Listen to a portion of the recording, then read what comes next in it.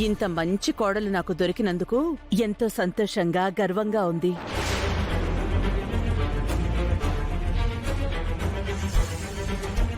ఈ కాలంలో ఆడపడుచుల గురించి ఇలా ఏ ఆడపిల్ల ఆలోచిస్తుంది చెప్పండి? కానీ నా కోడలు ఆలోచించింది. అదితి మీద తనకున్న బాధ, బాధ్యత ఈ ఇంట్లో కొంతమందికి లేదు. ఆ బాధ, బాధ్యత ఉండాల్సిన వాళ్లకు ఉండాలి. మిగతా వాళ్లకుంటే ఏం ప్రయోజనం యమని?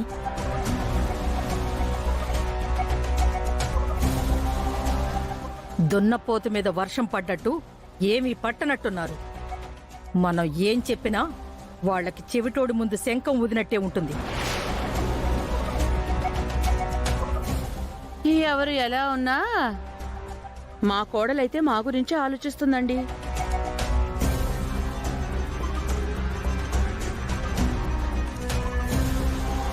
హాస్పిటల్కి తీసుకెళ్ళొస్తూ మిమ్మల్ని చూసినట్టుంటుంది కదా అని శ్రావ్యం తీసుకొచ్చాను.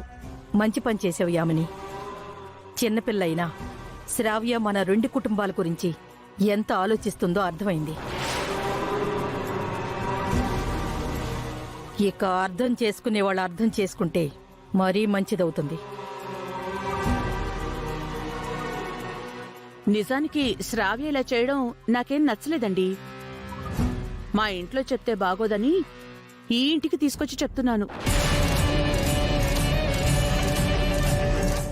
చూడు శ్రావ్య, రేపు విడాకులు రావాలని నువ్వు కోరుకుంటున్నావు, మంచిదే. కానీ ఇంకెప్పుడు ఇలాంటి పిచ్చి పనులు చేయకు. ఎందుకంటే రేపు విడాకులు రాకపోతే నువ్వింకెలాంటి పిచ్చి పనులు చేస్తావో అని